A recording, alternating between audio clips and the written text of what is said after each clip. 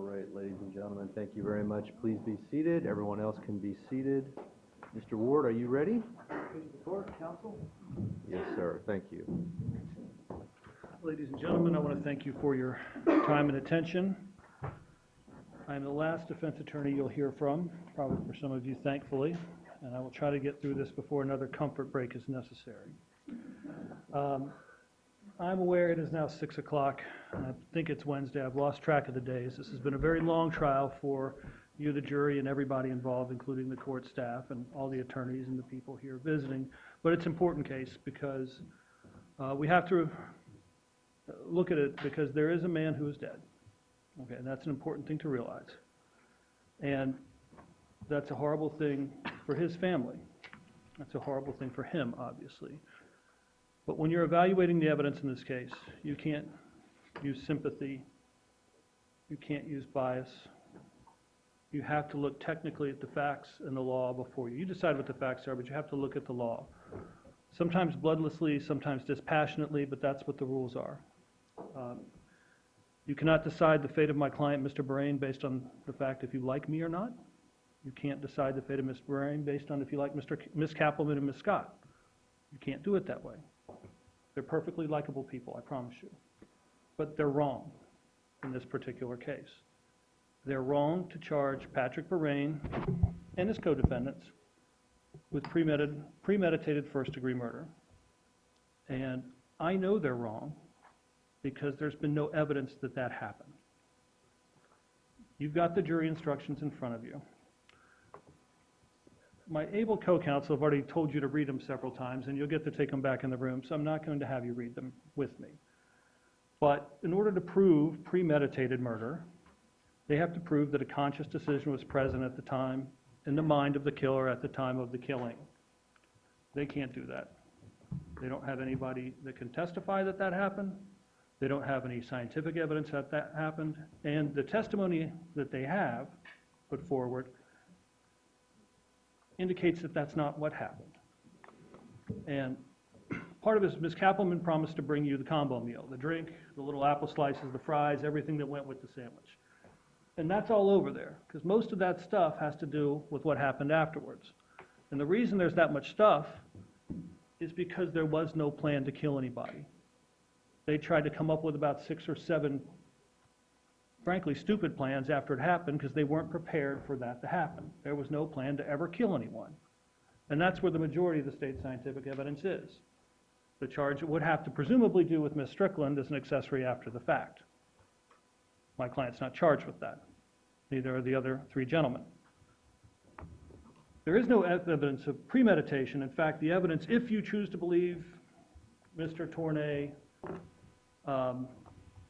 who, as was stated by co-counsel, was relatively erratic on the stands, or to use Ms. Schmitz's word, uncollected. If you choose to believe his testimony, he had nothing to say about it. He said there was a fight, a struggle. It lasted between 10 and 30 seconds.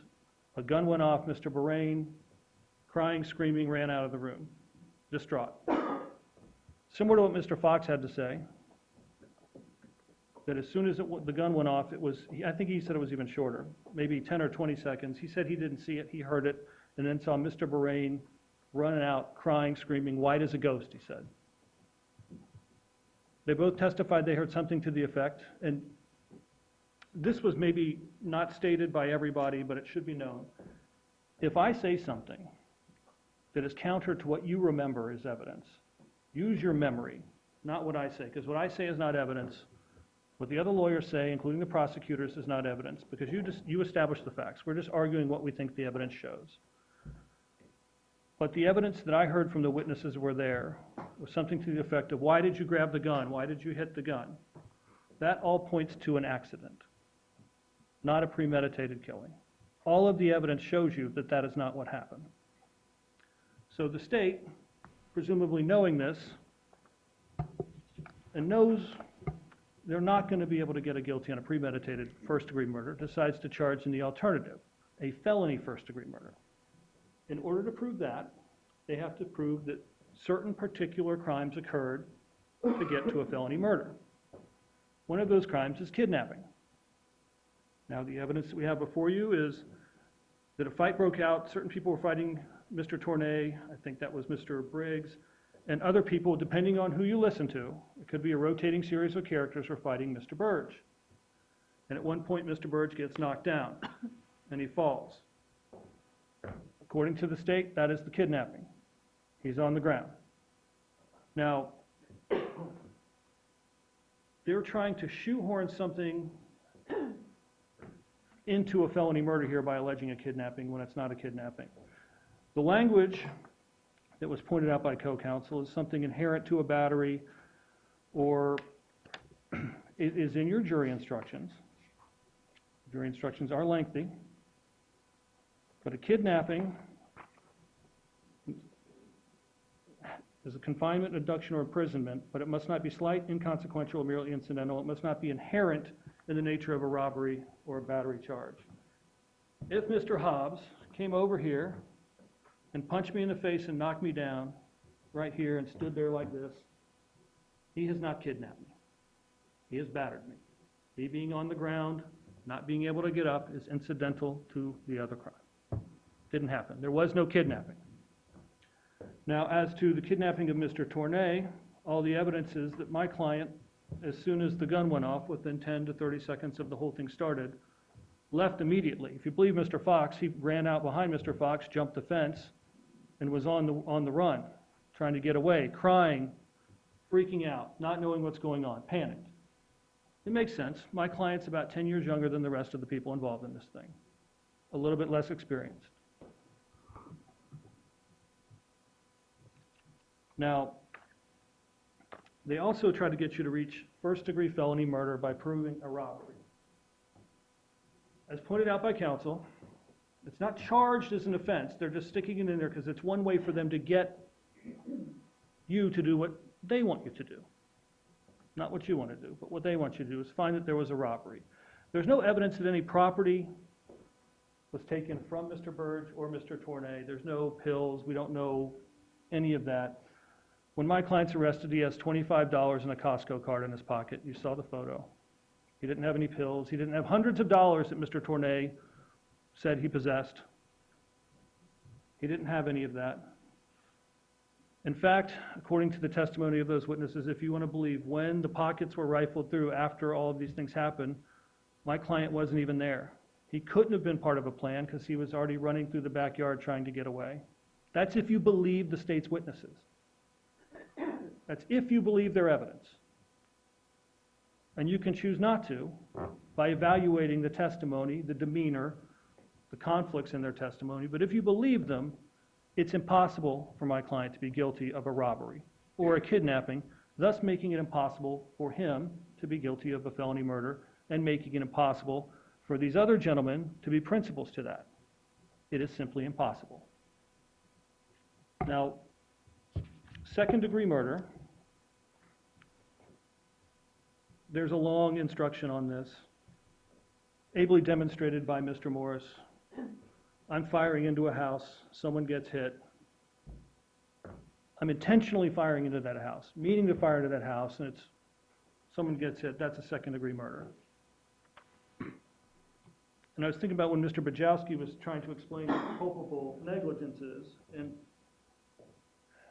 analogizing it to that, culpable negligence is you hear about it every year in New Orleans. Someone gets drunk on New Year's Eve, fires a gun up in the air. He's not shooting at a house. He's not shooting it at anybody. He's not intentionally trying to hurt anybody.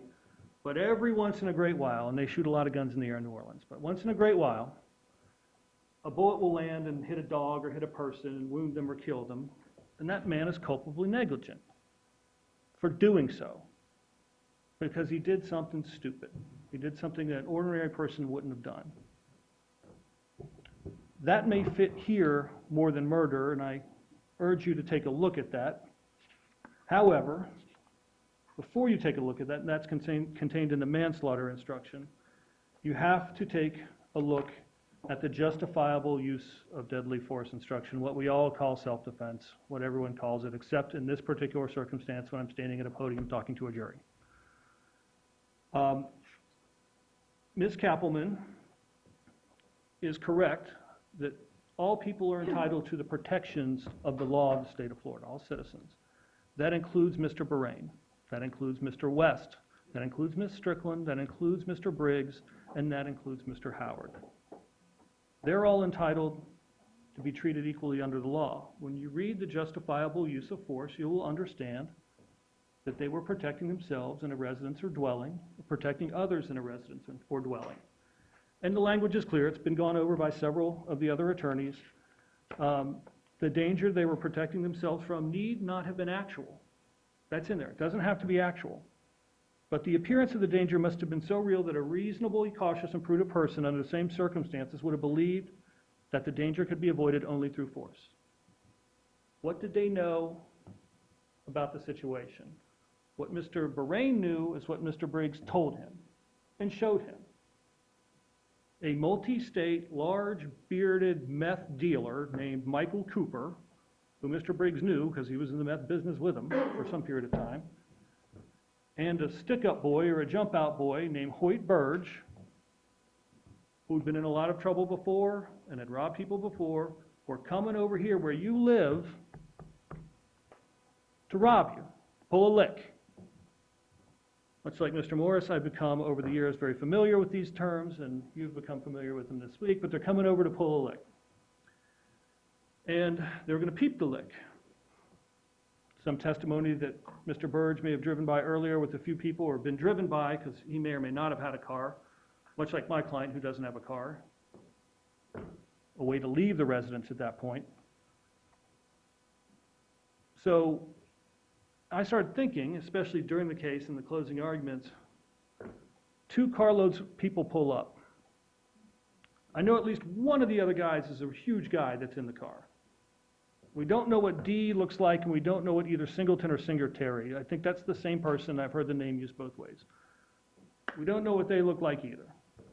I know at least Singleton or Singletary played football with Briggs and the other gentleman, whose name escapes me, Meyer. So maybe he's big and maybe he's not. But Peter Tournay, they get out of separate cars, they pull up, and Hoyt Birge come to the door. At this point, it's perfectly reasonable that they are peeping the lick now, potentially using the excuse of doing a minor drug deal. I think Mr. Tournay said $175 drug deal. That's what he told you. So he could give Hoyt some money, even though he had hundreds of dollars in his pocket that was stolen from him and no one knows where it went. It's perfectly reasonable to think that was peeping the lick. Let's go inside, see who's there, and if everything's cool, then the rest of the fellows can come on in, we can get the job done. That's something reasonable for the people in the house to say, hey, these guys, they hurt people before, they might hurt us again. They're here to rob us. So they took measures to protect themselves. That's self-defense. They're allowed to do that. In the course of that, Mr. Birge was accidentally shot and killed. And I don't think that that's not been controverted by any evidence. He was accidentally shot and killed during the course of a confrontation. The plan was to not get robbed, to confront him and say, you're not robbing us today. Now, Mr. Birge may have reacted poorly to that plan, as would many people, especially people so high on cocaine that the medical examiner had trouble explaining it. Also someone who has methamphetamines in his system and amphetamines in his system, and some ethanol, which is alcohol, but that may have been explainable by decomposition over the day. We don't know. And it was a small amount of alcohol. But a person that jacked up, who is a stick-up boy, may have reacted poorly to the situation and may have wrestled with somebody with a gun, batted the gun, caused it to go off. Another reason we know that it wasn't a premeditated homicide, if the state's theory is true, my client has him on the ground and shoots him to kill him at point-blank range. If that was premeditated, you would shoot someone here or here. You would not shoot someone in the upper arm. It's just not something one would do. One shot into a place that may not have been fatal, absent the odd angle of the body. no premeditated murder, there's no felony murder, there's no kidnapping, there's no robbery. As to the carjacking, my client is absent from some part of this because he's at Walmart, or he goes to the Shell station. Brittney, Guthrie, and 2 other people drive him to Walmart.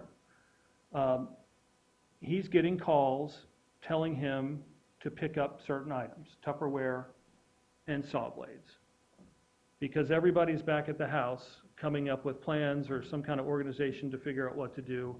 I'm sure lots of alcohol is being drank and lots of drugs are being consumed. That seems like that was going on, so they're coming up with all these fantastical plans. My client is, one of the witnesses said he was there doing the planning, but that doesn't seem to be true since he's receiving orders from people doing the planning. But he goes back, and by this time, Peter Tournay, by his own admission, and I think everybody else's statements, including Jesse Fox, who's also come back for some reason after being threatened. That doesn't make any sense. But Peter Tournay, now probably to my client and certainly to Mr. Fox, seems like a full participant in whatever cover-up is going on. He's helping load the body into his car. He gets in the car, and they have a plan, I guess, but it's not a good one, and it's not one they go through with, because Mr. Howard and Mr. Berrane, and presumably Ms. Guthrie and Mr. Tournay, these are not hardened killers. They don't know what to do. They're drug fiends. They're just panicking. They don't know what to do. What do? They drive to they drive to the U Club, pick up Brittney Guthrie. Not something that you would do during a carjacking. Obviously, you stop by and pick up someone's girlfriend. That doesn't seem like a very good idea, even for this crew. So they pick up Brittney Guthrie, and then they go to Peter Tournay's mom's house. Also, the last place you would go if you carjacked a car from Peter Tournay is drop him off at his mom's house. Now, they get nervous. Mr. Tournay is nervous. I assume he's always nervous or paranoid based on his actions in court. They take off with the car. At that point, if you want to say they shouldn't have taken Mr. Tournay's car then, that's not a carjacking. That's grand theft of a motor vehicle. They drove off in his car without Mr. Tournay. He didn't come back with the onion or the pound of weed he said he was going to come back with, so they just take off. At this point, any plans they have are seemingly abandoned because they've run out of ideas, they've run out of steam, and they've run out of dope. I don't think this was an armed carjacking for one reason. Well, 2 reasons. First, Brittney Guthrie said she didn't see any firearms. Certainly Mr. Berrane didn't have one. There's no AK-47 in the car. She didn't see Mr. Howard owning or possessing a firearm, which makes sense because Mr. Tournay said, yes, he had a gun in his hand when he's driving me. That's what made him so scared. He also said Mr. Howard was driving a Camry, holding a revolver, holding a meth pipe, lighting a meth pipe, and passing a meth pipe. Mr. Howard, to my knowledge, is not an Indian deity or an octopus. He only has 2 arms. He can't possibly be doing all of these things. Mr. Tournay, one thing I believe that he said is that he would do anything to survive. I believe that's true, including swapping sides and getting down with the program, including coming in here and telling you any story he possibly could to stay out of trouble with the law in his methamphetamine trafficking case that's coming up, even though this was the only night he ever did meth. If you believe that, you're going to believe a lot of things. Now, when you look through the verdict form, and all defense attorneys have the same problem with the verdict form, is the magic word, you have to go to, on the first-degree murder case, you've got to go through 5 pages of what the government wants you to do before you get to not guilty. You have to go through all these things before you see not guilty. Not guilty is last, but that's what you have to do as to count 1 in this case. You have to go all the way through to the bottom to find my client not guilty, and you should. You have to go through first-degree murder, second-degree murder, third-degree murder, and manslaughter. manslaughter being the one that includes the culpable negligence instruction. As to the kidnapping, Hoyt Birge and Peter Tournay, it's only 2 pages, but you have to go 2 pages before you find them not guilty, and you should. As to the carjacking, it's just simpler, but still 2 pages. So it's not what you want to do, it's what you have to do. You have to look at the evidence that the state has provided you. You have to look at it, look at the evidence, look at the lack of evidence to some of the charges, especially the premeditated murder and the felony murder. There's just a lack of evidence of those charges. And you look at the conflicts in the evidence. Just look at them. As to the murder charge, you'll have no choice but to find that my client and his co-defendants, they committed no murder. It just didn't happen. A man is dead, but as Mr. Shippy showed you, death does not equal murder. It's not the same thing. That's why we have instructions like justifiable homicide, excusable homicide, self-defense. We have those instructions. You're given those instructions because not every death is a murder, and this was not one of them. Now, Ms. Cappleman gets to talk to you again, and she is an able attorney, so she will try to inflame your passions. I'm sure most cases like this, the prosecutor tries to have a picture of the deceased on the big screen while she talks. Show you bloody things, show you things that are to inflame your passions, to try to get you angry at the defendants. That's her job. But the judge will tell you you can't do that. It's an emotional appeal that shouldn't be made. But it will be. In the rebuttal of her case, you might want to bring up the statements that Mr. West made and Ms. Strickland made while they were in police custody. What I implore you is that's not what you heard. You heard the statements of what Detective Salvo said, not the actual interviews. You heard a statement from law enforcement. You heard hearsay. You need to look at that as skeptically as you look at any other piece of evidence. I want to thank you for your time and attention. And I expect you to do your job and do your job well. You've done it well so far. And if you do your job well, you're going to find that my client and his co-defendants committed no murder, they committed no kidnapping, and they committed no carjacking.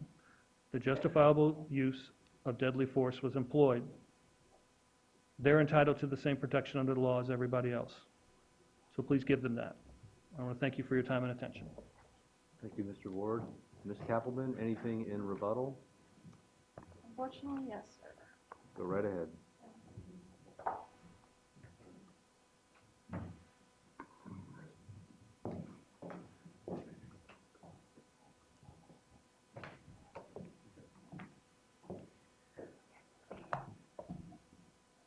Okay, a few things to follow up on. We have heard that this was not a shot to kill.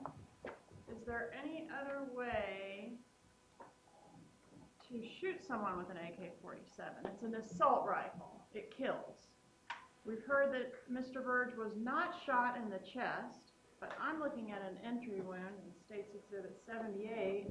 It's got a big old hole in Mr. Birge's chest in which penetrated his cavity, body cavity, severing his heart, severing his lungs, and causing him to bleed to death.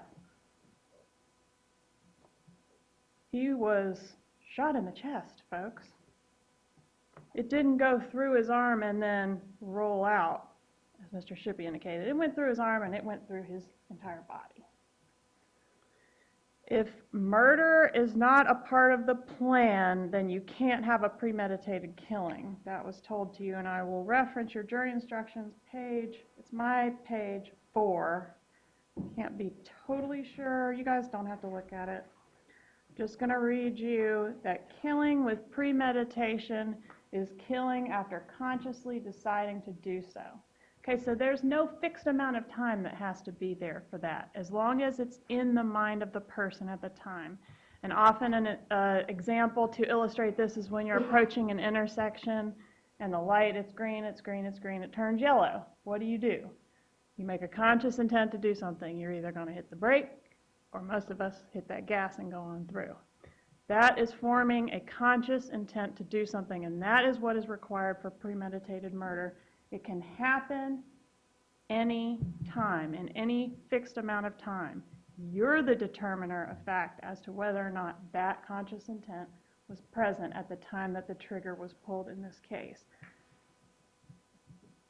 Does not require the killer to tell you what his intent was. That was suggested in the last closing argument. This evidence is almost never comes in the form of the killer saying, I intended to kill. It comes from the circumstances, and there's a paragraph in your jury instructions that says, the question of premeditation is a question of fact to be determined by you from the evidence. Whatever the evidence is in this case, and we talked earlier about the manner of the killing and the type of wounds that are inflicted and the weapon that's used, are all things you can consider in determining whether or not there was premeditation. There was a lot of talk about these jury instructions and how thick they are, and they are thick. But, I mean, in 20 years of practicing law, you're going to see thick jury instructions. There's nothing special or unusual. I'm not shoehorning or getting creative with these jury instructions. These are standard jury instructions that are the appropriate jury instructions as determined by the judge for your consideration in this case. I did not make them up. I did not shoehorn. Can't remember some of the other words that were used about the charging in this case. Felony murder and premeditated murder in the alternative are normal ways to charge murder. Y'all read about murders in the paper. We prosecute other murders. This isn't the only one. You've heard about some interpretations of those text messages, and I'll ask you to go back and look at them yourself. I'm not sure that they're planning on robbing. I don't think that's clear from the text messages. Mr. Shippy gave you his version and said it was clear that they're planning to rob. But y'all take a look at those and see what you think. I am certainly not going to read them to you and not going to offer my opinion about what it says any further than what I already have. But y'all take a look. Self-defense, page 16. You don't have to go there. I just wanted to say that we've heard a lot about self-defense, and I read, I think, this portion in the first closing that I did, that the defendant has to be justified in using the deadly force if he reasonably believed that that force was necessary to prevent immediate death. He has to reasonably believe that that's necessary at the time that he's inflicting the force. So my big point is, if it was reasonable to think that someone is coming to get you, A, don't let him in the house. B, don't invite him over to the house. Why would you? C, you wouldn't send your girlfriend out there to greet him. D, once they get in the house, surely at some point you realize that they're not in fact there to rob you, because they don't display a firearm, they don't fight back, and they don't do anything to you. So when does the self-defense stop? Do you get to just beat them and beat them and beat them because they threatened to rob you? Because you believed at one time that they were going to rob you? Well, they're not robbing you. They aren't robbing you. It's not okay to beat and beat and beat and shoot. It's just not self-defense. Self-defense has to be necessary to prevent imminent force right then, at the time you're beating the guy.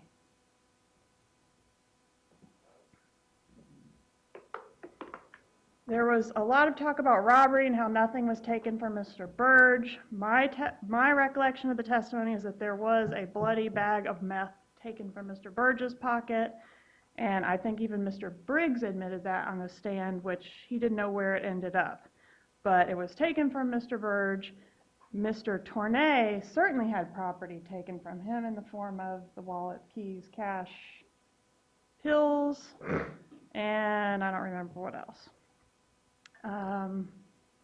Mr. Shippy talked about actual possession. On your verdict forms, you do have interrogatories, some of which are asking you was there actual possession of a firearm? So he's right, you do have to consider that for each individual defendant. Some of them are just asking about was a firearm used in the crime. So pay attention to those. We all agree he didn't need to die. So one of the defense attorneys said that, but it's like, okay, right, he didn't need to die. That's why we're here. You don't get to say, oops. Oh, I'm sorry, it was an accident. No, you set this thing up. You point a gun at that man. You don't get to say, oops, that is not an accident. I mean, I don't get to say, if the court reporter threatened to kill me, she's going to kill me today. She told the judge on the last recess that if I got up here and talked for more than 37 seconds, she was going to kill me today. So do I get to just like drop an anvil on her head? I mean, she's got to actually do it, right? Or try to do it. And what am I to do? Can't I defend myself? Well, yeah, but not unless it's happening. It has to actually happen. I can call the law. I can leave the area. I can, there's a lot of things I can probably do. Turn on my security system, lock the doors to protect myself from her. But until and unless she attacks me, I don't get to drop an anvil on her head. And I certainly don't get to say, oh, did that hit you in the head? I meant to just scare you and put it down right next to you. We heard that Mr. Fox can't see anything from where he stood in the kitchen. This is a tiny little place. Look at the pictures. That murder is not going to occur in there without every single person in that house knowing what happened. Every single person in that house knew exactly what went down. The guy died laying right where that Swiffer sweeper is. How far away do you think Mr. Fox was? He was standing in the kitchen. 5, 10 feet from where the whole thing went down?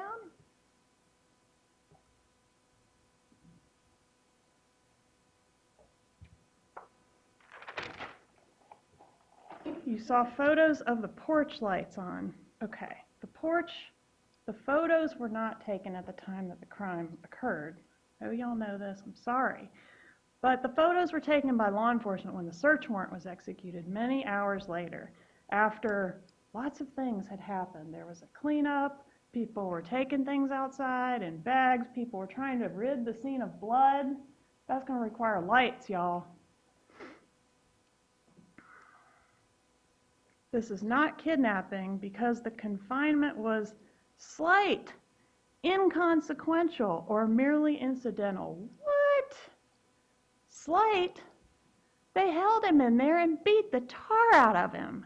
That's not slight. What about Mr. Tournay? They kept him all night and took him around in the car. That's not slight. That's not inconsequential. I'm not shoehorning something in. They brought them over to their home. It's not the example you got where somebody just, oh, if Mr. So-and-so walks up to me and batters me right here, that's not a kidnapping. No, it's not. But if Mr. So-and-so has you come over into his lair and locks the door and holds you at gunpoint and beats you repeatedly and holds you against your will when you're trying to get out the back door, that's kidnapping.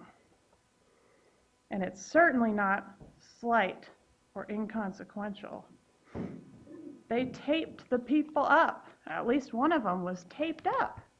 That's like classic kidnapping stuff.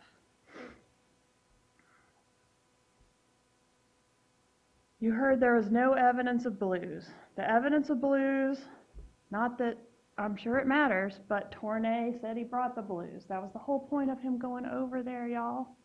And he said that Vicki Strickland and Stan had him over at somebody else's house sometime later. There's no evidence of the messages that were sent to Hoyt to lure him over there. Well, Mr. Briggs on the stand himself admitted those messages were sent. He's the one that told y'all. We all agreed that we would send these messages to him to use Vowell's Facebook to try to get him to come over to our house so that we could have a rational conversation at gunpoint.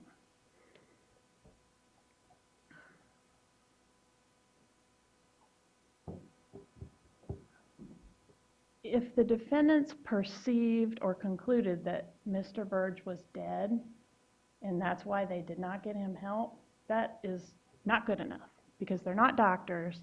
You heard the testimony of the medical examiner that it would take several minutes for Mr. Birge to die. So there is a possibility that medical intervention could have saved him.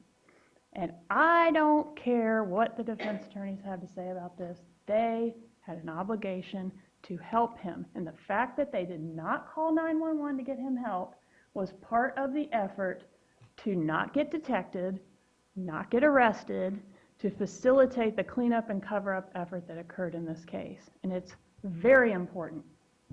It may be the most important thing that happened that night, was that nobody called for help. They had a lot of bad ideas because they were in a sheer panic. Oh, they're just kids, they're boys, they're high, they're stupid, they're dumb, they're silly, no, they're cold-blooded killers. They killed that man, and then they got him no help. And then what?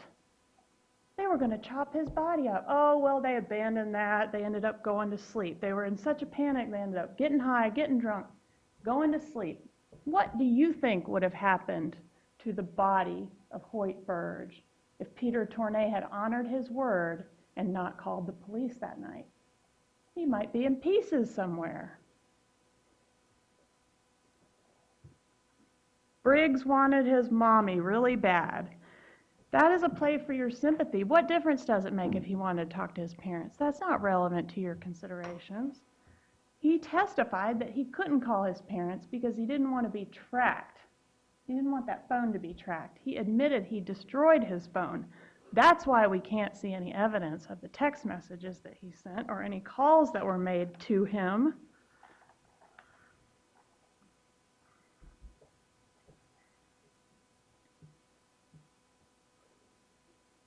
Little comic relief, I also have a note that says, "Pimp the link." Never did they say, "I'm going to rob and kidnap Hoyt. Therefore, the state cannot prove a robbery or a kidnapping." Again, crimes are evidenced by things other than the defendant declaring, "I will now sell cannabis," or "I will now commit a felony murder." I mean, it never happens like that. Y'all have to look at the evidence in the case and make a determination about whether these crimes were committed and these were the people that committed the crimes, and especially in reference to intent. You'll never know what somebody's thinking. You, as jurors, have to infer it from the evidence in the case. Several of these attorneys have argued in the alternative, if y'all aren't going to let them go completely, how about manslaughter, the lowest offense on count 1 that is available for your consideration? I would suggest, y'all know what DUI manslaughter is, so that's a good example of a manslaughter, that this is so much more and different than a manslaughter. You have the instructions, y'all know what you have to do, convict for the highest offense that has been proven. What would a reasonable person do under these circumstances? Not a reasonable drug dealer, but even a reasonable drug dealer. If they're reasonable, they're going to call the police, they're going to leave, they're going to hide their drugs. They're not going to call somebody over to beat and kill them. Somebody told you that Peter Tournay was charged as an accessory in this murder. That is not true. Peter Tournay has not been charged. He is a named victim in this case, and I think the evidence is uncontroverted that he is a victim. Was he a great witness? No, he was not. But he was scared. I think you could take that away from his testimony. And they don't want you to pay any attention to all the things that that Peter Tournay said that everybody else corroborated. What did Peter Tournay say that was so different? Briggs took the stand and told you that Peter Tournay didn't try to rob him. Briggs took the stand and told you that David Howard and Patrick Berrane were talking about killing Peter Tournay. So he was kidnapped and he was in danger. They were talking about killing him. Vicki Strickland. She's charged as accessory after the fact, that's true, and her attorney asked you not to pay attention to the things that she did before the homicide because she's an accessory after the fact. But aren't the things she did before the homicide important to inform you as to her state of mind, her knowledge about what was going on that night? She was the one who went to get the murder weapon and was most hands-on with that weapon.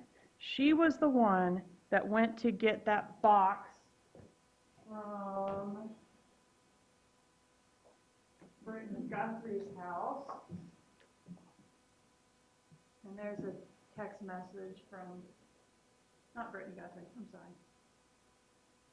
Yes, Brittney Guthrie. Okay, so Brittney Guthrie's the new girlfriend. Ashley Schmitz is the old girlfriend of Patrick Berrane.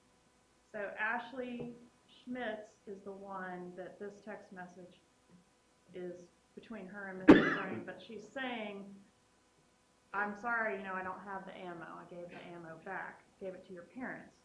So what could be in the metal box that was picked up at the new girlfriend's house? There is some indication that it might have been the ammo.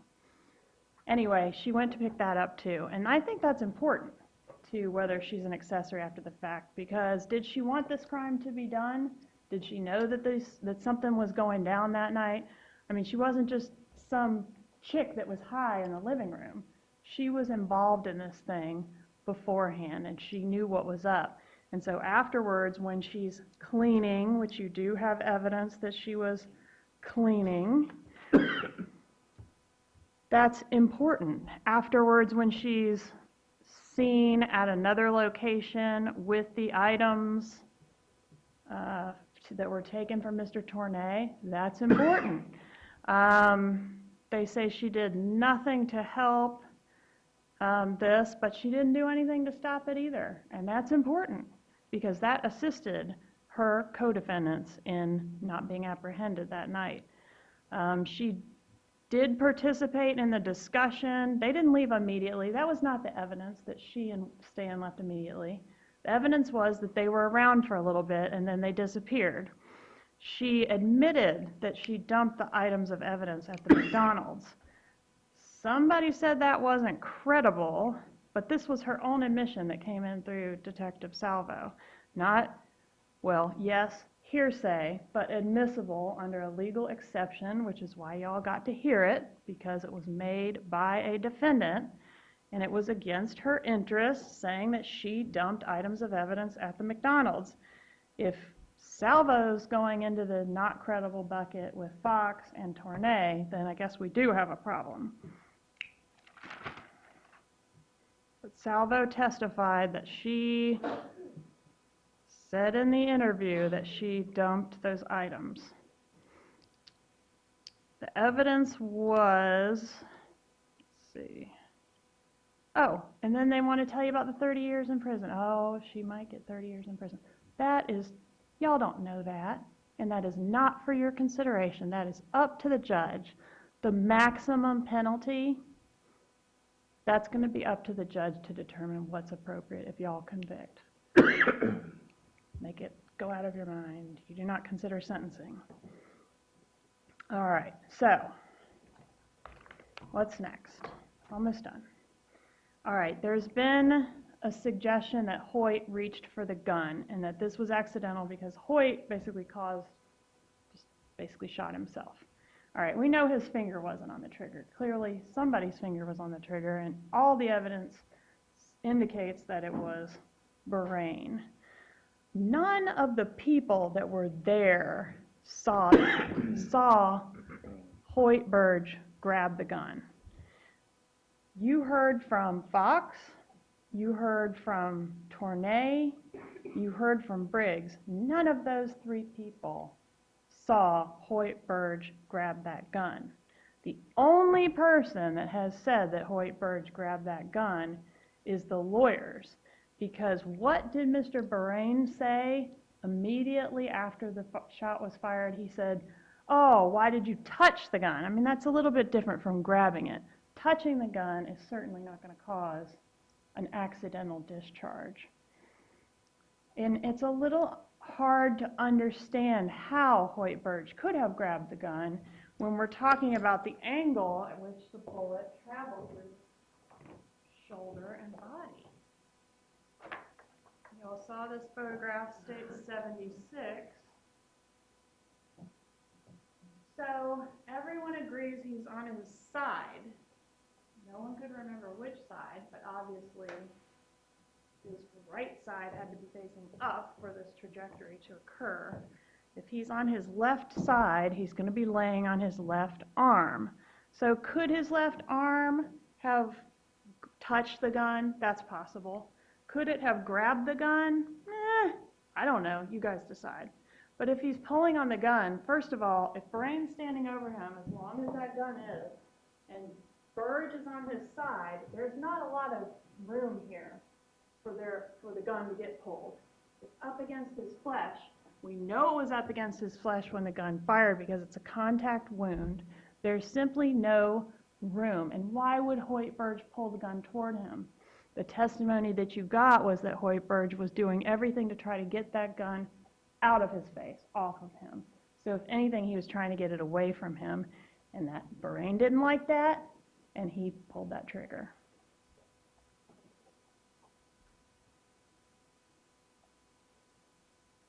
All right. Let's imagine that somehow Hoyt Birge did reach for that gun. Did that make it okay to pull the trigger? Can you attack him and then when he reaches for your gun, shoot him and kill him? Surely that can't be self-defense. The man's on the ground. All the evidence showed that Hoyt Birge was trying actively to get away from the weapons, get away from the perpetrators. Even if you find this was an accidental trigger pull, doesn't it change into something intentional when they then let him die and bleed out on the living room? Doesn't everything they did to hide the evidence and cover up the crime further evidence their intent in this case? If Peter Tournay had honored his word, would we even have a body?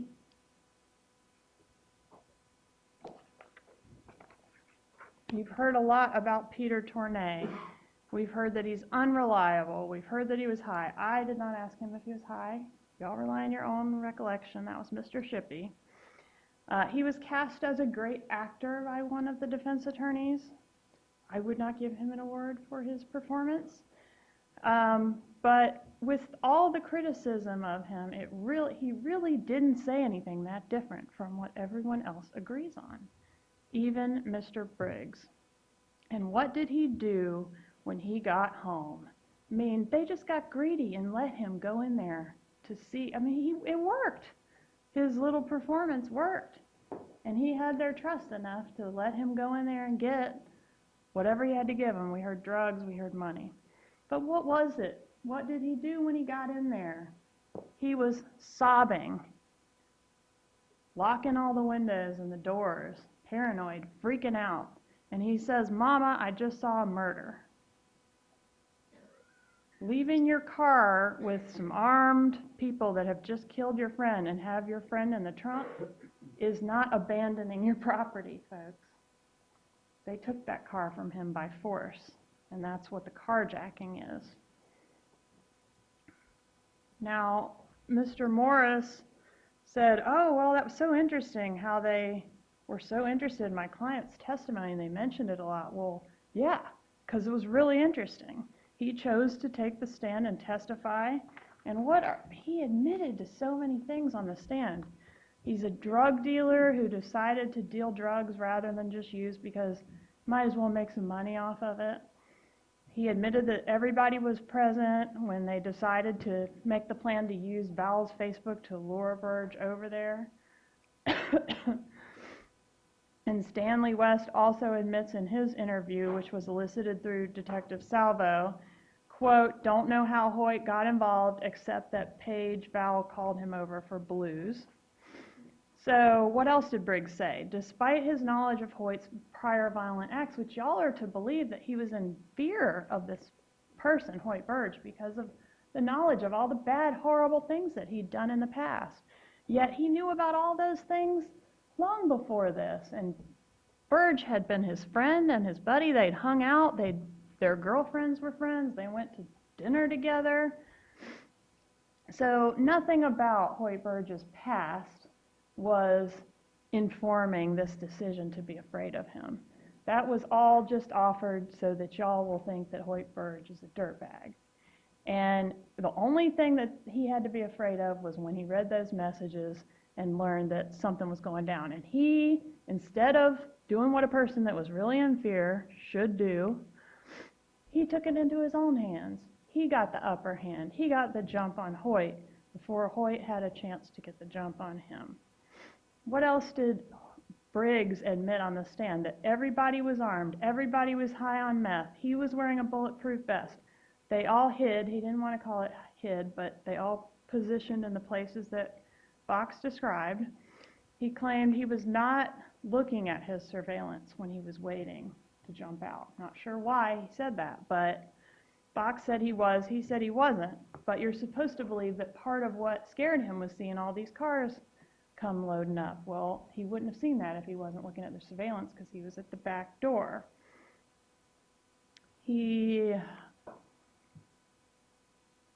admits that everybody jumped out with guns. He admits that he put the duct tape around Tournay's eyes. He pistol whipped Tournay with a gun after he was on the floor. Was Tournay a threat? He's on the floor and he's taped up. He's complying. Everybody said he was complying. Why are we pistol whipping him? Out of fear? Out of self-defense? I don't think so. He admits Tournay was a victim in the case. He didn't say Tournay changed teams in the middle. Why is his lawyer arguing that? He said Tournay they were talking about killing him. He kept Tournay at gunpoint while the others beat Hoyt Birge. He specifically saw West beating Hoyt. Neither victim was armed. Briggs admits that. Neither victim struck or injured anyone in that residence. He admitted he loaded the guns into Fox's truck. He destroyed his phone, which is why we can't confirm that he got a phone call. He burned bloody items from the scene. He cleaned the guns. He destroyed the surveillance equipment. Mr. Shippy's complaining that we don't know what went on in the yard while Hoyt was being beaten. Well, we would if we had the surveillance, if Mr. Briggs hadn't destroyed it. Yet Mr. Briggs can't be held responsible for any of this. Even though he set it in motion, even though he recruited, he got all these people into this. But he can't be held responsible for what other people do in his residence at his direction. He was the one with the beef. The testimony from everyone was that this whole incident happened quickly. When was the rational conversation that Mr. Briggs was planning supposed to take place? They didn't give Hoyt a chance to have a rational conversation. They immediately pointed their guns and immediately started beating. But Peter Tournay testified, and Briggs agreed that it was enough time for Briggs to wind tape around Mr. Tournay's head. Do y'all remember that part of the testimony where there's a little question about, well, how long did this really take? Well, it's hard to measure time when something like that's going on, but it was enough time for me to wind tape around his head. So let's be conservative and say that it took 2 minutes. 2 minutes from the point that these guns were pointed at Hoyt Birge and Peter Tournay. 2 minutes to tape up Tournay, for the struggle to ensue, for Hoyt Birge to get all the injuries that y'all saw those photos of, and then to be shot. That sounds like a short time, right? And everyone wants to talk about, oh, it just all happened so fast. But that's a long time to get beaten with a hammer. That's a long time to struggle for your life. And it's a very long time for these defendants to continue to participate in these acts after confirming that these men were not in fact armed, were not robbing them, and were not attacking them. And I want to illustrate, I know y'all want to kill me, but we're going to see what 2 minutes is like starting now.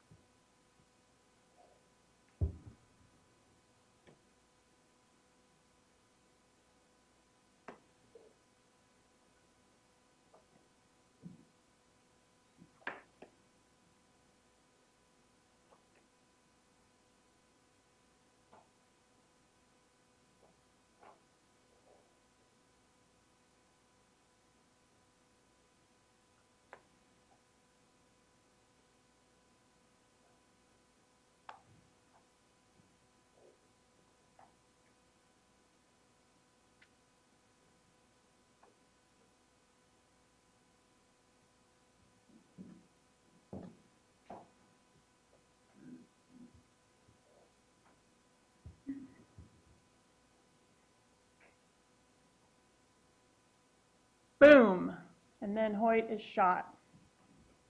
And for several seconds, these defendants watched him gurgle in his own blood and die, and they did nothing. The medical examiner testified that it would have taken a few minutes. Everyone agreed he lost consciousness quickly, but when you're standing around watching somebody bleed to death, a few minutes is a long, long time. You have learned some negative information about Hoyt Birge over the last couple days. We know that he engaged in those text messages and some other nasty things about him. We know that he went over there that night with the intent to sell illegal drugs. But Hoyt Birge was more than that. He was a flesh and blood human being with people that loved him, and he deserves the same respect, the same treatment under the laws as anyone else. His life is worth fighting for, and he did fight for it until his last breath. And in closing, Mr. Ward was right. I want to leave you with the words of these two defendants. Vicki Strickland, who was there and who has no motive to say this unless it's true, said, quote, Hoyt wasn't armed, wasn't there to hurt Paige Briggs at all, and Hoyt never came there to rob them. And then to herself, you set them up. You killed an innocent man. So not only was it obvious to Peter Tournay and to Jesse Fox that Hoyt Birge was not trying to rob anybody. If you don't like them and you don't trust their testimony, what about Vicki Strickland? She was the most high, drunk person there, according to her lawyer. And it was obvious to her that Hoyt Birge wasn't trying to rob anybody. They set them up and they killed an innocent man. And in the words of Stanley West, quote, Hoyt wasn't fighting back. He was just hysterical and just like, get the gun out of my face. He didn't swing at anybody. He didn't attack anybody. He didn't have a gun. Whatever bullshit I read, that's all bullshit. He was just fucking scared and wouldn't sit still. End quote. And that's why they killed him. Because he wouldn't sit still. He wouldn't comply. He fought for his life. And he paid the ultimate price. That's the real truth behind all of this. There is only one verdict that speaks that truth in this case. And there is only one verdict that does justice in this case. And that is a verdict of guilty as charged. Find him guilty. Thank you. Thank you, Ms. Cappleman. Ladies and gentlemen of the jury, I'm going to ask you to retire to the jury room for just a few minutes while we have a discussion, or I have a discussion with the lawyers. We'll call you right back in. Thank you.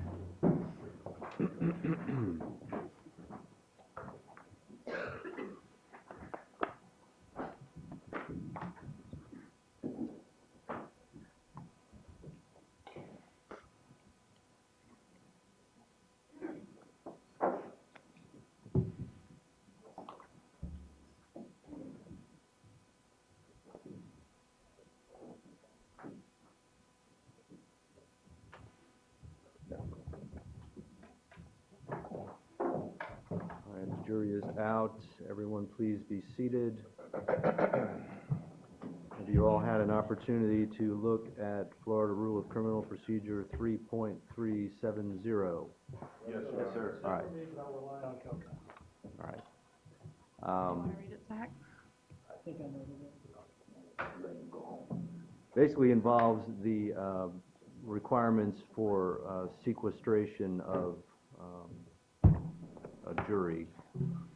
My reading of that rule is that under the facts and circumstances of the charging document, sequestration is not required in this case.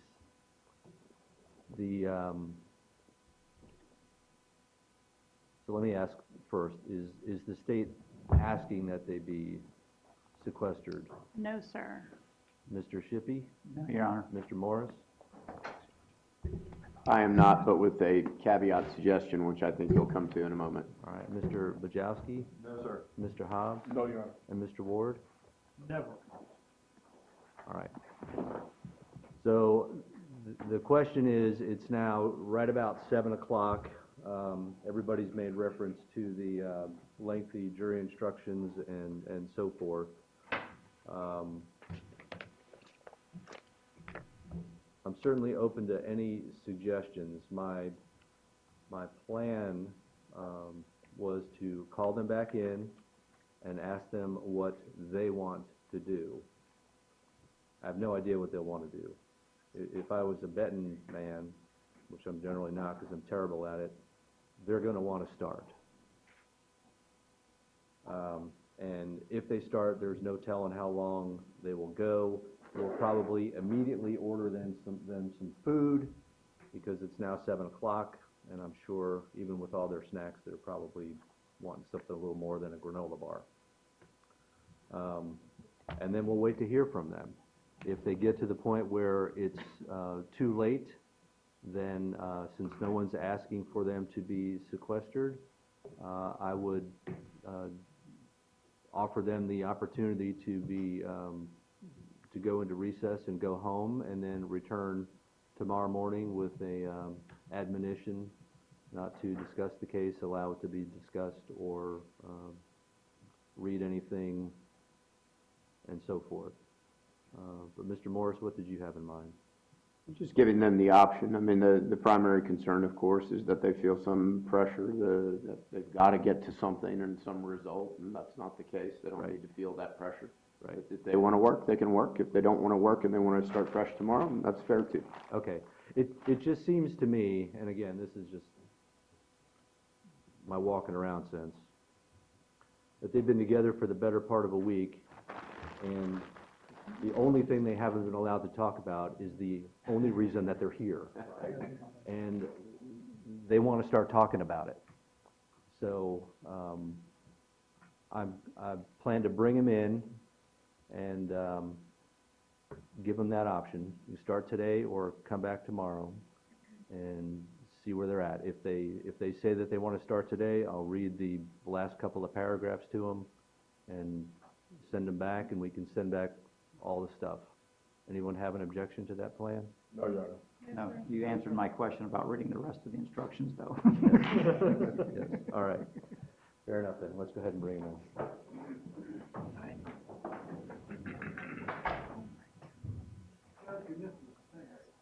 She's okay. Yeah, she's been kind of in and out. Thank you, Mr. Evans. It's not okay. I mean, she's okay to not be here. Okay. Yeah.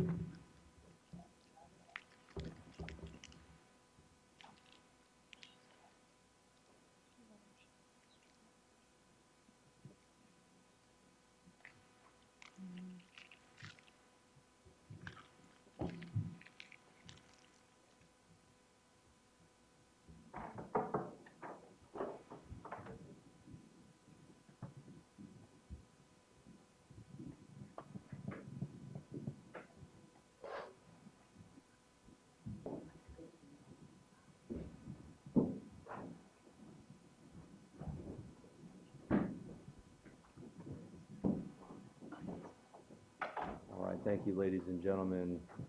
Please be seated.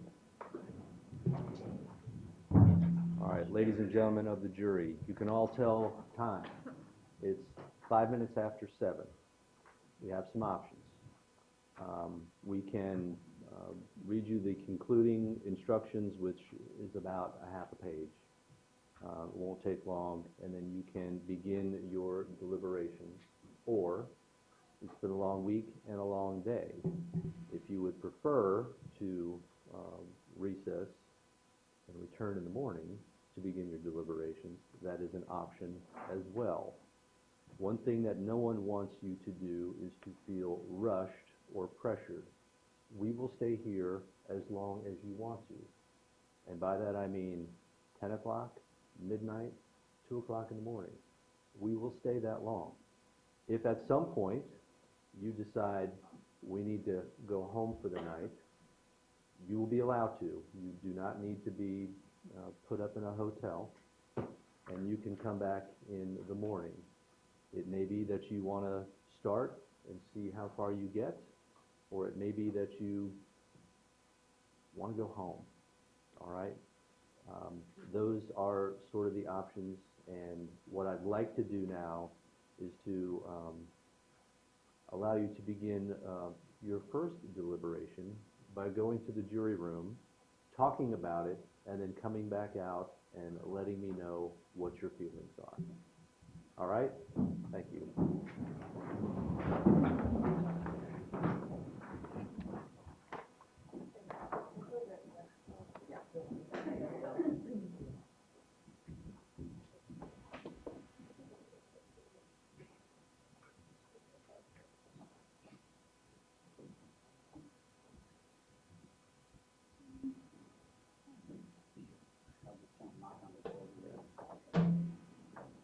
All right, everybody be seated. One thing on the record that I made a note to myself. Yes, yes, by all It has nothing to means. do with anything else, but We're not in recess yet, folks, so please hold fast while Mr. Shippy addresses the court. my memory is I made a statement to Your Honor that I intended to offer a copy of Ms. Guthrie's, one of her recorded interviews in support of the proffer. In reflection, I believe that I was allowed to get out all of the information that I need to get out for purposes of making a proffer. The court was then able to make a ruling. So what I'm saying is if somebody has the reason to look at what I said then, I don't intend to offer that because I was able to make a full proffer. I just wanted the record to be complete. All right. Thank you. Fair enough. Thank you very much.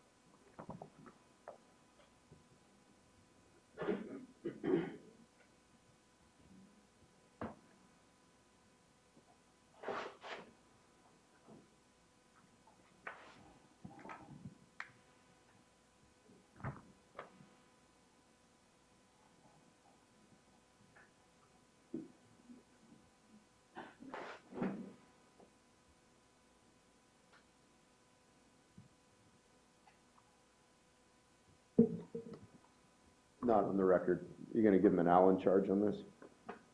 Start with?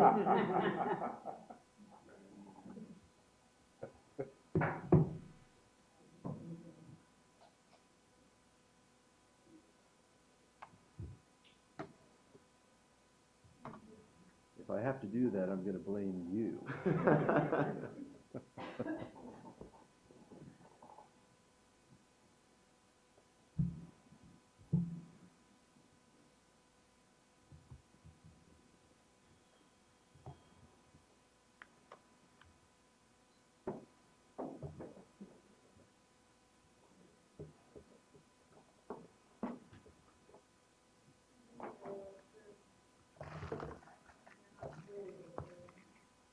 Say again? Maybe the bailiff doesn't knock. No, he told them to knock on the door when they had a decision as to starting now or coming back in the morning.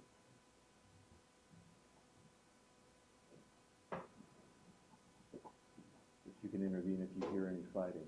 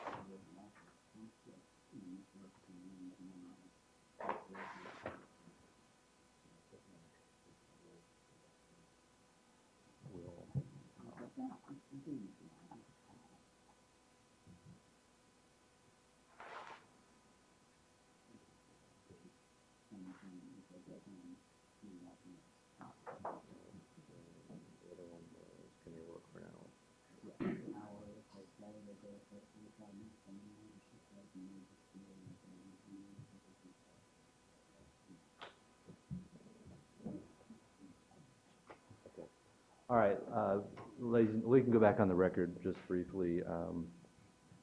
The jury has, they have a couple of questions. The first one is they want to know if they decide to go home now and come back in the morning, do the alternates have to miss work and come back? The second thing is, if they want to start deliberating tonight, is it okay if they, after about an hour, they're tired and they want to go home? And my plan with the alternates was to, I mean, if they start deliberating, obviously the alternates cannot be in there. But my plan was to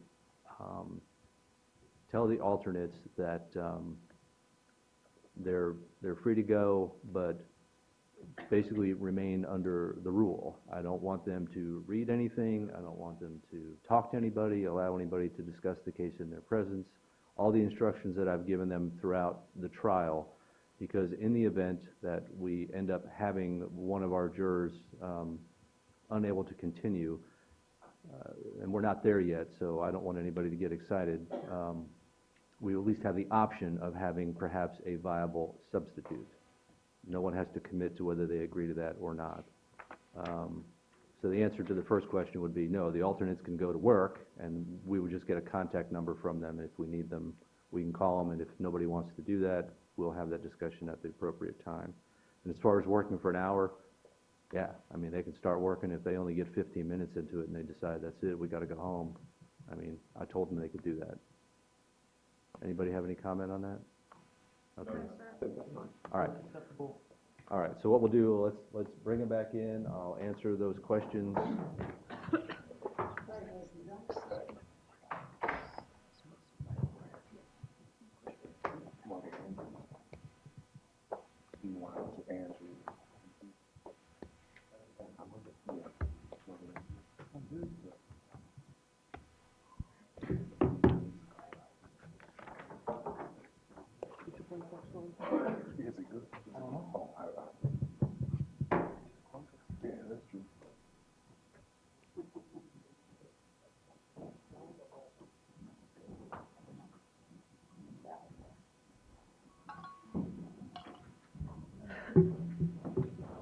All right, ladies and gentlemen, everyone can please be seated.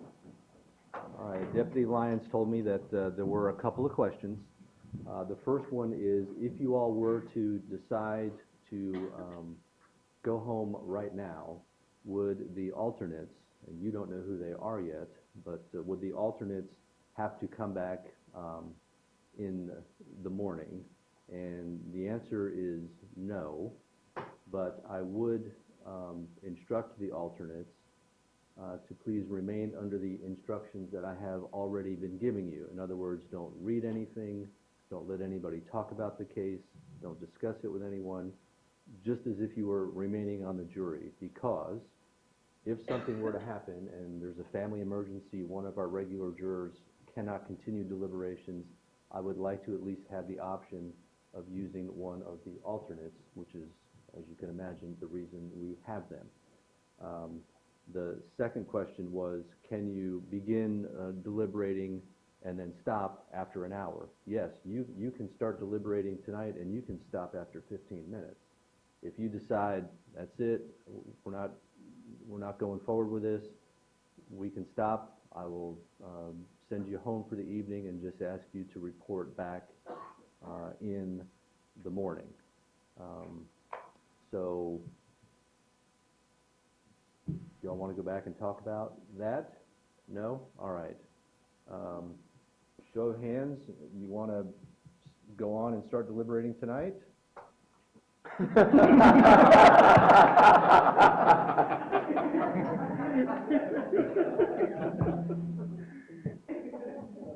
One more time? All right, so it sounds like you would like to come back in the morning, and that is perfectly acceptable. So I think what I will do is read the rest of the instructions and discharge the, we'll discharge the alternates, but what I would like you to do is, before the alternates leave, give us contact numbers to Deputy Lyons, cell phone, work phone, home phone, wherever you might be, in case we need to contact you. So let me finish reading the instructions and then we'll get to that. Ladies and gentlemen, the attorneys have now presented their closing arguments. You must remember that what the attorneys have said is not evidence or your instructions on the law. Their arguments are intended to aid you in understanding the case. As you saw, each side had equal time, but the state was entitled to divide their time between an opening argument and a rebuttal argument after the defendants have spoken. In just a few moments, you will be taken to the jury room by the bailiff. The first thing you should do, and we'll actually do this in the morning, is choose a foreperson who will preside over your deliberation. The foreperson should see to it that your discussions are carried on in an organized way and that everyone has a fair chance to be heard. It is also the foreperson's job to sign and date the verdict form when all of you have agreed on a verdict, and to bring the verdict form back to the courtroom when you return. During deliberations, jurors must communicate about the case only with one another and only when all jurors are present in the jury room. You are not to communicate with any person outside the jury about this case. Until you have reached a verdict, you must not talk about the case in person or through the telephone, writing, or electronic communication such as a blog, Twitter, email, text message, or by any other means. Tomorrow, when you begin deliberating, the bailiff will collect your cell phones. So I will say this: many of you have cell phones, tablets, laptops, and other electronic devices. The rules will not allow you to bring your phones or any of those types of electronic devices into the jury room. Kindly leave those with the bailiff while you deliberate. The bailiff will keep them safe. Do not contact anyone to assist you during your deliberations. These communications rules apply until I discharge you at the end of the case. If you become aware of any violation of these instructions or any other instruction I have given you in this case, you must tell me by giving a note to the bailiff. If you need to communicate with me, send a note through the bailiff, signed by the foreperson. If you have questions, I will talk with the attorneys before I answer, so it may take some time. You may continue with your deliberations while you wait for my answer. I will answer any questions, if I can, in writing or orally here in open court. During the trial, items were received into evidence as exhibits. You may examine whatever exhibits you think will help you in your deliberations. These exhibits will be sent into the jury room with you when you begin to deliberate. If you wish to watch any video or inspect any of the firearms, please make that request in writing. In closing, let me remind you that it is important that you follow the law spelled out in these instructions in deciding your verdict. There are no other laws that apply to this case.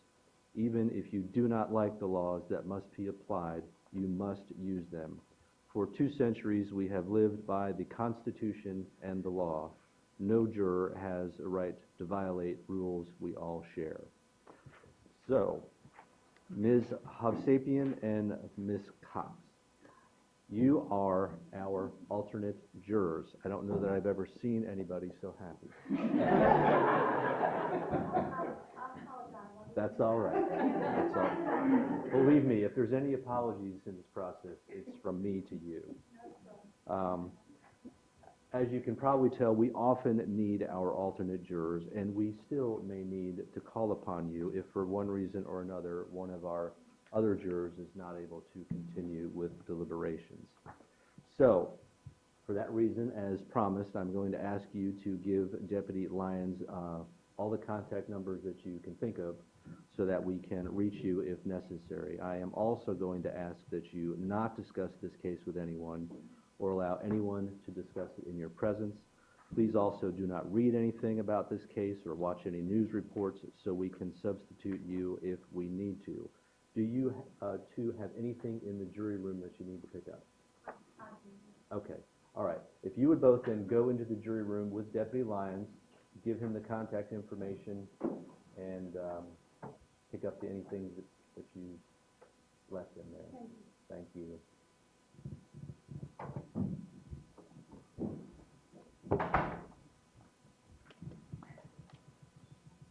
For the rest of you, the instructions are essentially the same, only now it is more critical than ever. Please do not read anything, watch anything, do not let anyone discuss this case in your presence. Do not discuss it with anyone, and I know you've all very judiciously obeyed those instructions to this point. It's just now it's even more critical than ever, as I said. So as soon as Deputy Lyons gets back in here, I'll have him take you downstairs. Does 9 o'clock sound good enough time for you all to reconvene? All right, so I'll ask you to meet wherever Deputy Lyons tells you to tomorrow at 9 o'clock. And now we'll all just sit here and look at each other until Deputy Lyons gets back into the room.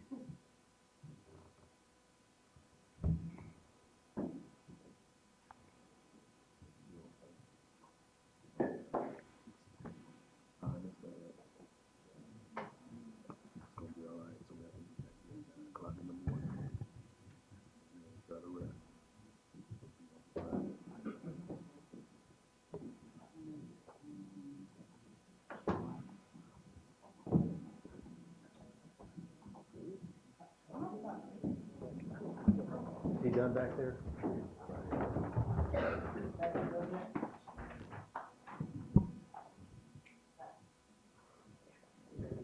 All right, that'd be fine. If you would take them out then. Thank you very much, ladies and gentlemen. We'll see you in the morning. Say again? Yeah, you don't need to. Yeah, but we do need to go on the record here in a minute. Okay.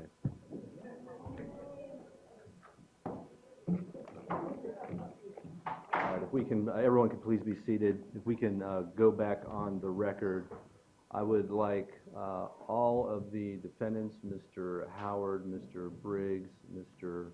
West, Ms. Strickland, and Mr. Berrane, would you please raise your right hands?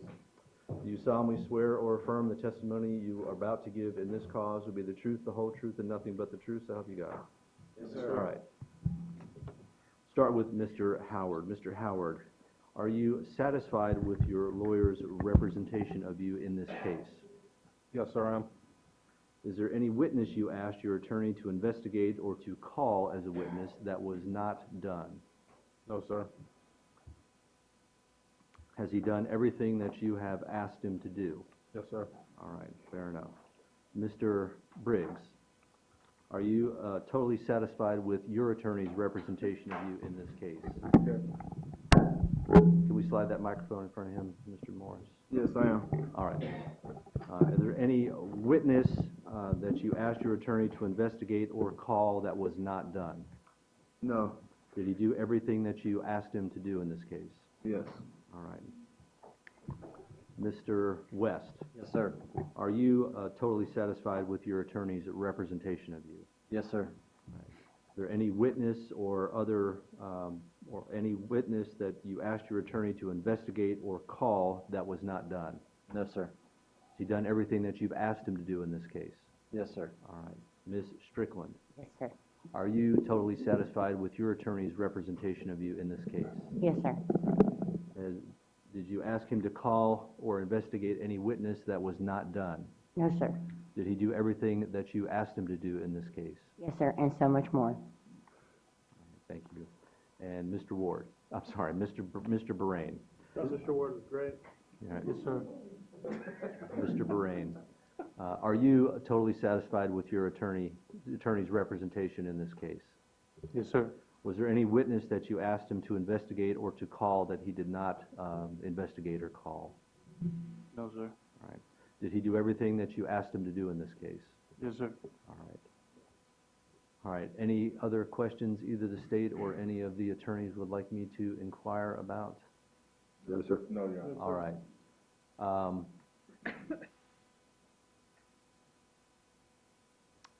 In the morning, they're just going to be deliberating. So, I mean, you all are welcome to come back and sit, or I'm sure the clerk will be happy to collect phone numbers from you if you already have them, and we will call you. I would ask you to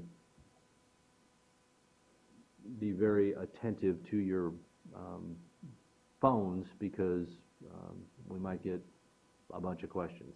And I mean, it may not, as we say in Quincy, the juice may not be worth the squeeze as far as you having to run back and forth to your office. I'll leave it up to you, but I would like to avoid having to wait for an extended period of time for every single question they have because lawyers have run back to their office. And I know you all have busy practices, you got a lot to do, but Judge, are you going to put them straight into the jury room, or are you going to query them on whether they've read anything or seen anything or heard anything? I had not thought of that, and I just told the court reporter she didn't need to be here. Okay. Thank you very much. That was very gracious of you. So, Mr. Morris, thank you for prompting me. I think that is a good idea. So when they assemble, we'll bring them back in. I'll make sure that they didn't do any of the things I've been asking them not to do, and then we'll send them back to deliberate. I So- have an inquiry. Go right ahead. With respect to the alternates, once they start deliberating, I don't think the alternates can come in and replace somebody. Well, here's the way that, oh, I'm sorry, I interrupted you. Go ahead. Well, I would envision if we only had 11 when they were going to start deliberating, that we could bring one back, but once they start, I think the line has been Yeah. drawn that alternates are not available. I would invite you all to do any research that you want to do on that. Here's my understanding of the way that works, and I could be wrong. As long as the alternates have not become tainted, and we would have to make that inquiry, and as long as the defendant individually does not object to substituting one of the alternates, we can substitute an alternate. However, they must begin their deliberations from scratch. You can't just plug an alternate into deliberations that have been and say, okay, here's where we got to, you know, we'd have to start all over. Like I said, I could be completely wrong. That's my understanding of the situation, and I'm happy to be educated on that if I am wrong. I suppose we can always agree to everything. I don't know that my counsel to Mr. Howard's going to agree that once they've started, that we agree to some of it. And same as we could agree, I've had a murder case last spring, I guess it was, where we ended up starting out with 12 and we went down to 9. Right. But that was by agreement. If everybody agrees, that's one thing, but I don't think we have the ability to force it on anybody. No, Okay. and I agree with you 100% All right. there. My understanding of this is that if we get to that point and we lose one of our regular jurors, and just by way of example, we have alternates who, we have an alternate available who has not been tainted, and everybody except Mr. Howard says, yes, that's fine, substitute that alternate and begin deliberations anew. I think that's fine. If Mr. Howard says, no, I don't want to do that, then I think you would move for a mistrial in Mr. Howard's case, and I think it would have to be granted. Okay. And of course, everybody else would have the same option. All right. All right? I agree with what you're saying then. Okay. All right. All right. There's nothing else. Well, since I'm gonna do an inquiry of them, I think we probably all need to be here at 9 o'clock. So I'll see you then, and then we can go our separate ways. Thank you very much for a very well-tried case. See you in the morning. Howard, we'll see you again in the morning.